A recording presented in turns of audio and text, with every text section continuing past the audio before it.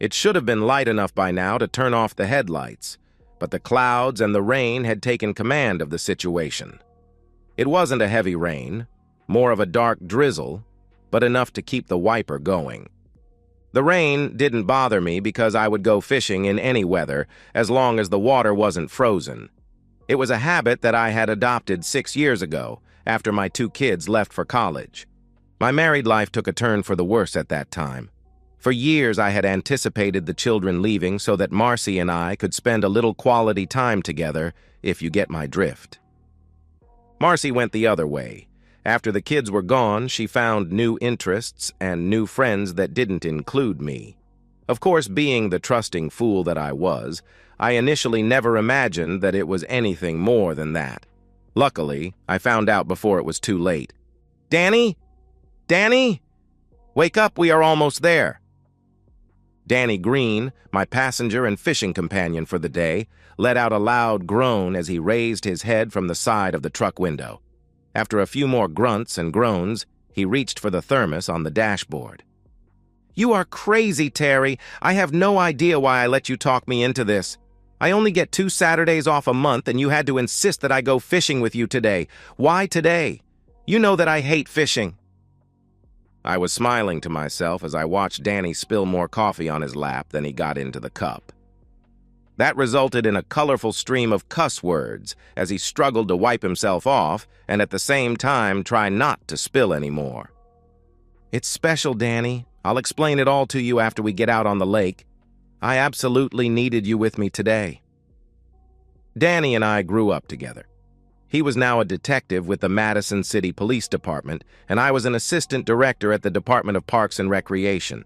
We both were fairly happy with our jobs and our lives in general.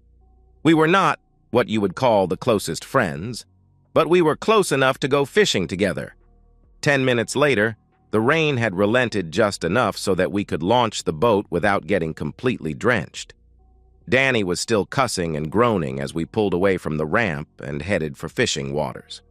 As to be expected, we had the lake all to ourselves.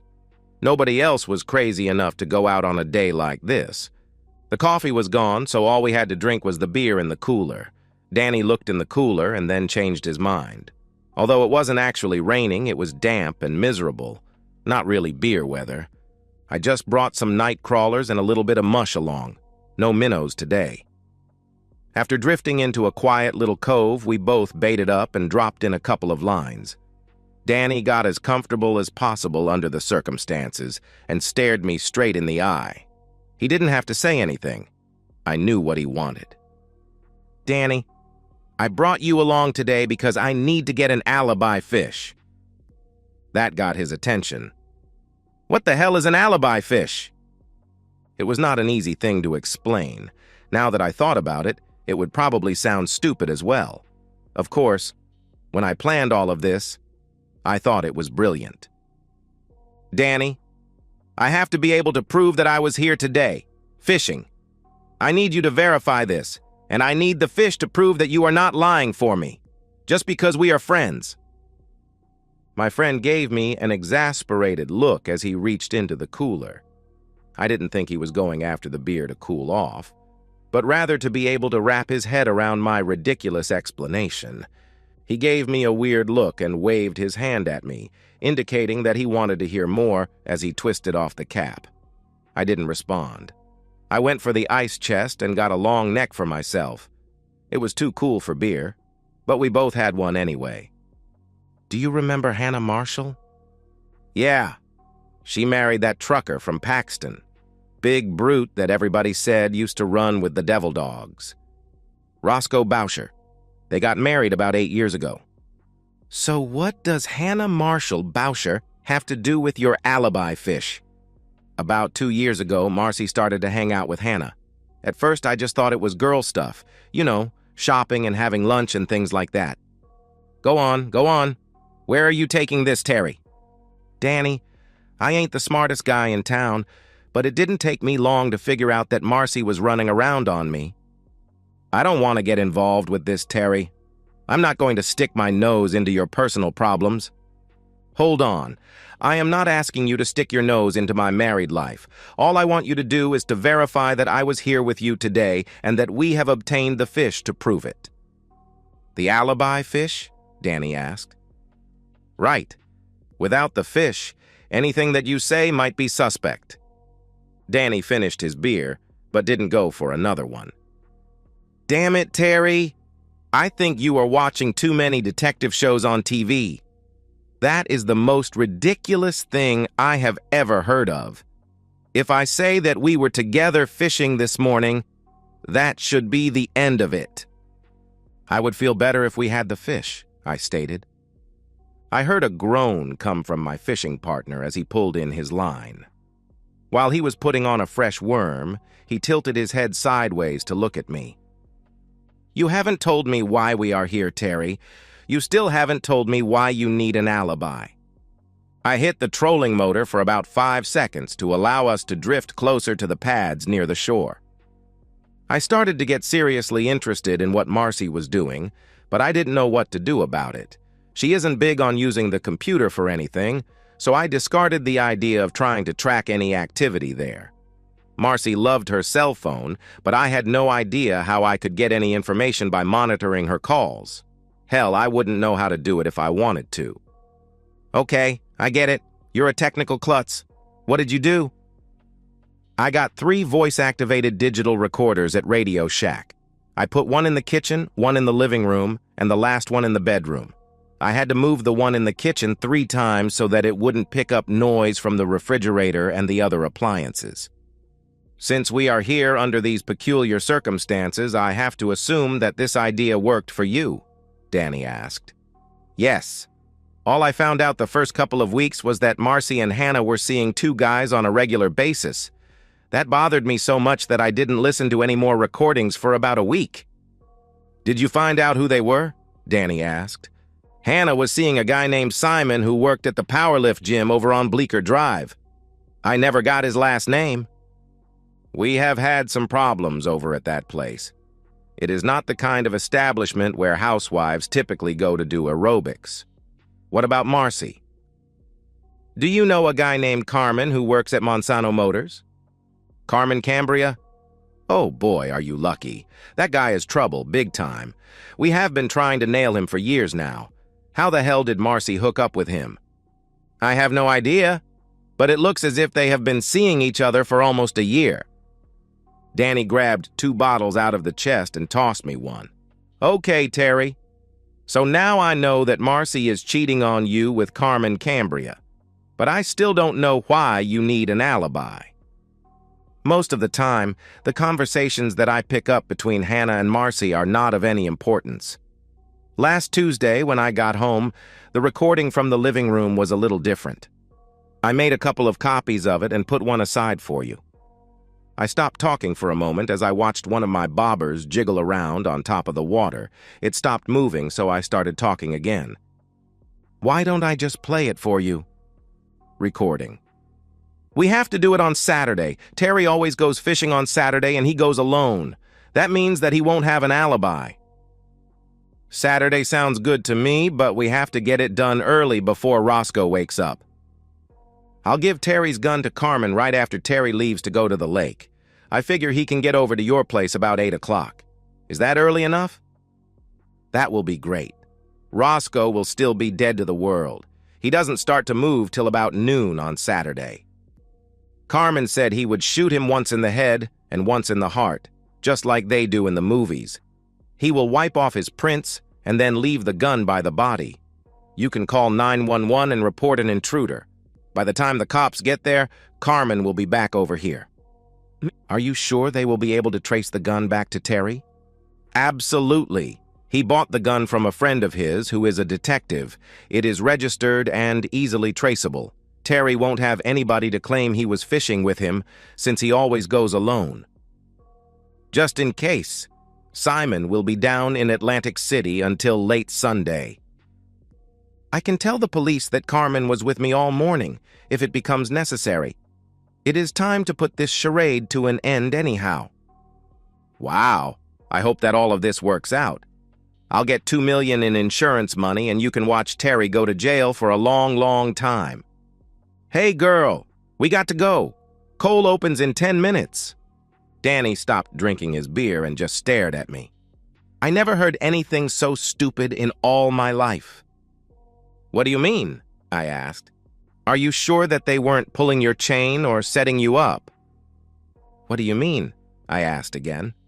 Well, maybe they found one of the recorders and knew that you were listening in, so they staged this little discussion to mislead you. I guess. Anything is possible. Actually, I didn't go to the police or call you earlier because I wasn't sure myself. Danny finished his long neck and stuck it in the trash bucket. Are they talking about the Beretta that I sold you 3 years ago? Must be. It is the only gun that I own. Hell, I never even shot the thing. It just sits on the night table by my bed all the time. Terry, if this is for real, it will get nasty. How so? I asked. You do realize that if you knew that murder was going to be committed and did nothing to stop it, you could be considered an accessory. Who was I going to tell? Who would have believed me? I played the tape for you, and you don't even believe it. And you are my friend. So you did nothing? Danny asked. No. Last night after Marcy was asleep, I took the Beretta out to the garage and disabled it. Disabled it? Danny asked. Yeah, I fixed it so that it wouldn't fire. My fishing partner let out a long sigh. Well, that's a relief. I feel a lot better about the situation now. Good move, Terry. We still hadn't caught a fish. Danny pulled in one line and took off the bobber. I watched as he fastened a lead sinker on the bottom and put a mush ball on the hook. He flipped it into the channel and fed out the line until it hit bottom. 2 minutes later, he pulled a foot-long sucker into the boat. Okay, good buddy. We got your alibi fish. Let's get the hell out of here. I have a feeling that I am going to get a phone call very shortly if your recording wasn't a sham. We were driving for about 20 minutes when Danny started verbally pounding on me again. Terry, I can't believe that you let this thing get so convoluted. It sounds like some sort of weird urban legend tale that you would read on the internet. Nothing makes sense. Come on. It's not that unbelievable, is it? It could happen. I don't think so. It is the worst planned crime of the century. Nobody would be stupid enough to try something like that. I can't believe you fell for it. Okay, Mr. Know-It-All. If the conversation was a setup, what were they trying to get me to do? Did they want me to call the police? Did they want me to warn Roscoe? Did they want me to confront Carmen? Hell, maybe Marcy just wanted me to leave and file for divorce. Why would they set something like that up? I don't know. I just can't believe any of it. Why would they leave a gun that was wiped clean of fingerprints if they were trying to frame somebody? What about GSR and DNA? This is not the 20th century. We have the technology now to clarify all of this evidence. Now, who is watching too much TV? Before they can get all of that stuff straightened out, I will be rotting away in a jail cell. Danny was just starting to crack a smile when his cell phone rang or whatever they did. Detective Green, what's up? As Danny listened to the phone call, I noticed he silently voiced the words. Oh, shit. Okay, give me the exact address, but it will probably take me 10 minutes or so to get there. Keep everybody at the house and don't move anything unless it is absolutely necessary. Danny turned the phone off and leaned back in his chair. I take it that you know the way to Roscoe and Hannah's place? 5 minutes later, he looked over at me. Stop smiling, you smart son of a b****. It's not funny. I was still grinning when we pulled up at the house. Danny quickly stopped the EMT guys while they were wheeling a gurney out to the van. As he looked over the occupant, he shook his head in disbelief. An officer in plain clothing approached him, and they were soon in a deep conversation, with lots of arm waving and indistinguishable shouting. There were at least 4 black and white units on the street with their lights flashing. Danny waved me over as they started walking towards the house. Detective Wallace, this is Terry Connor. Terry Don Wallace. As I shook his hand, he casually commented, "Oh, you are the guy who owns the gun." It was a comment sort of posed as a question. Danny stopped and turned to him. "Wallace, who told you that it was Terry's gun?" Don Wallace seemed a little uncomfortable at the question. "It was Mrs. Boucher. I asked her who the owner of the gun was, and she said Terry Connor without hesitating." "Don, how did she know that?" "I don't understand." "How did Hannah Boucher know that that gun belonged to Terry Connor?" "I am not sure." "Have somebody take her down to the station. We have a lot of talking to do." Detective Wallace went into the house. Danny glanced back at the EMT vehicle as it was leaving. "I couldn't catch much, Danny, but he looked to be in bad shape from what I could see. Is Roscoe going to be okay?" "Roscoe? Roscoe is fine. That bloody mess on the way to the hospital is Carmen Cambria." "Terry, I thought you said you disabled the gun." "I did. Hell, it took me about 2 hours," I replied. "What the hell did you do to it?" Danny asked. "I drilled a small hole in the barrel and then forced a bolt into it. It seemed to be blocking the barrel pretty well when I finished. I burned through 4 drill bits getting that hole done." "Why?" "Why didn't you just take out the firing pin?" "I didn't know how to do that." Danny sighed deeply and gave me a small grin. "It seems that Carmen decided to wake Roscoe up just before shooting him. I guess it was some kind of macho thing. Anyhow, when Carmen pointed it at Roscoe's head and pulled the trigger, it exploded and blew half of his hand off. He lost his thumb and 2 fingers. It only took a few seconds for Roscoe to figure out what was going on. He was still beating Carmen 5 minutes later when the police finally arrived. They had to hit him with a taser to pull him off. Well, I sort of disabled it. It didn't truly fire." "Geez, Terry, I can't believe all of this." As we walked into the house, Detective Wallace was bringing out Hannah in handcuffs. I guess he figured something out. Danny looked over at Wallace as he passed. "Go by 321 David Drive and pick up Marcy Connor also. And whatever you do, don't let the 2 of them get together. Use 2 cars." Roscoe was sitting at the kitchen table. An EMT was putting some type of antiseptic on his hands. It must have stung a little, but he never flinched. His head snapped up when he saw Danny and me. Terry, was that damn gun yours?" I looked over at Danny with a guilty expression on my face, unsure of how to respond. "Yeah, it's mine, but I didn't give it to him. I keep it in my nightstand for protection." "Well, it is damn lucky that you never had to use it. I don't know what was wrong with it, but I am one lucky son of a bitch." Danny realized my dilemma and jumped in. "Roscoe, Terry learned about what Carmen was going to do but didn't know how to handle it. He notified me this morning, but just in case, he jammed up the barrel of the Beretta. That's why it exploded." "Geez, Terry, why didn't you let me know?" "I was afraid that I might be wrong, or they might change plans if the first one didn't work. If it wasn't for real, nothing would have happened. I am sorry, Roscoe, but I didn't know what the hell to do. I did the best that I could." "Okay, I don't like it, but I understand. By the way, why didn't you just take the firing pin out?" Out of the corner of my eye, I saw Danny smile as I was groaning at Roscoe's obvious question. Roscoe stood up and put his hand on my shoulder as he walked toward the refrigerator. "Don't worry about it. You did fine. Weird, but fine." He grabbed a bottle of V8 juice from the top shelf and took several large swigs.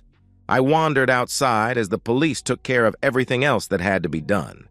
20 minutes later, Danny came out and told me to go home. I wasn't looking forward to it, but Marcy wasn't going to be there anyhow, so it didn't matter. When I got home, I found that Marcy had a fresh pot of coffee. I guess she was expecting company. I had 2 cups and then plopped down on the sofa for a short nap. Getting up at 4 a.m. sometimes leaves me drowsy later in the day. The phone woke me up about 5 hours later. Terry, it's Wilbur. Marcy just called me from the courthouse and asked me to come down and post bail for her. She wouldn't tell me anything else. What the hell is going on? Why didn't she call you?" "Wilbur, I am afraid your daughter has gotten herself into a little trouble. She wouldn't call me, in fact. She probably doesn't even want to talk to me. You will have to get her to explain it to you herself, because I am afraid that you would not believe me." Damn, that sounds ominous. Is she hurt or anything? No, she is fine. When you get her bailed out, please take her to your place. I will bring all of her clothes and stuff over there as soon as I can. Can you raise the money you need? Yeah, that won't be a problem. What about the kids? Do they know? I'll let them know, Wilbur. Don't worry about that. After my father-in-law hung up, I grabbed a half-dozen trash bags and started filling them with Marcy's finery. I emptied the dressers first and then the closets and bathroom. Anything else that might be stored away she could get later. I put the alibi fish in with her best dresses and tossed the bags into the back of the boat. I called my son, Benson, at his Clarksville apartment. He had been stationed at Fort Campbell for the last 2 years. I told him that his mother got into a little bend, but did not elaborate. I knew that he had a lot more questions, but I didn't want to get into that at this point. My daughter Sharon was not quite as laid back about the whole thing. She has been living in Baltimore with her new husband for about a year now. Since I refused to explain things to her satisfaction, she let me know that she would be coming home first thing in the morning. She seemed a little upset with me for some reason. I didn't push it. 20 minutes later, I piled all of Marcy's bags on the front porch of her parents' home. No one was at the house when I arrived, and I didn't feel like waiting around. I went to the Outback for supper. I had a hard time finding a parking place with the boat on the back of the truck. I slept well that night. There wasn't much of anything that I could do on Sunday, so I spent the day inventorying everything. I decided that it was time to move on. I made 2 lists, what I could leave behind and what I wanted to take with me. It was pretty easy. I decided to take all of the money that I could lay my hands on and walk away from everything else. I didn't need the house, and since my needs were simple, I could get some type of job almost anywhere. I didn't see any reason to go for a divorce at this point. I just about had everything finalized when Sharon showed up. My daughter was unusually silent as we walked into the kitchen. She got comfortable as I made a fresh batch of coffee. The perk started, and I sat down. I am sorry about all of this, Dad. You don't have anything to feel sorry about. The first 5 minutes that I was talking to Mom, she was screaming that you tried to kill some guy named Carmen, who I had never heard of. I figured out later that he was her boyfriend. I had no idea that she was cheating on you. For over a year now, I replied. When I asked her why she was in jail and you were not, she went ballistics on me. While Grandma was calming her down, Grandpop took me into the kitchen and explained everything to me. Apparently, he got the complete story at the courthouse from Danny Green while they were getting her ready for release. Sharon, I am sorry that you got caught up in this mess. I was trying to keep it from you and Benson. This is all stuff that you don't need to know. I poured 2 cups of coffee and got her some cream. Actually, I know all I need to know. I came here to give Mom support, but I don't really feel the urge anymore. I am going back home straight from here. Do you need any help? No, I am all right, but I am afraid that this fiasco will cause me to become a local laughingstock. I am going to go away for a while. I don't know where and I don't know for how long, but I am leaving within the next few days. You are not going to stick around for Mom's trial? No. I have to give a statement tomorrow about what happened, but after that, they say I am free to go. If they need me for anything, they can always find me. I meant, are you staying around to help or support Mom? Are you joking? She tried to kill a man for insurance money and blame it on me so she could be with her lover and send me to jail for a few years. Why would I want to do anything to help her? We talked for 10 more minutes and then Sharon left for Baltimore. The day was about to take an interesting twist. I wasn't that hungry, so I just popped an English muffin into the toaster for supper. I first heard the rumble as I was getting the honey down from the cabinet. Before the toaster had finished its job, the rumble had grown into a loud roar and had really gotten my attention. I glanced out the front door and saw at least 30 motorcycles pulling up to the house. I had no trouble recognizing Roscoe on the lead bike. There was no discussion. He just walked up to me, handed me a dilapidated half-shell, and turned to go back to the Harley. I followed and got mounted behind him. As we drove away, I realized that I hadn't even closed the front door of the house. I was snickering because I realized that I didn't give a damn. At first, it was exhilarating, but after an hour, I had had enough. It wasn't hard to figure out that we were headed to Atlantic City, and I had a pretty good idea why. What I couldn't figure out was my contribution. By the time we arrived at the Taj, the number of bikes had somehow doubled. The noise that they generated as they streamed into the underground parking garage was deafening.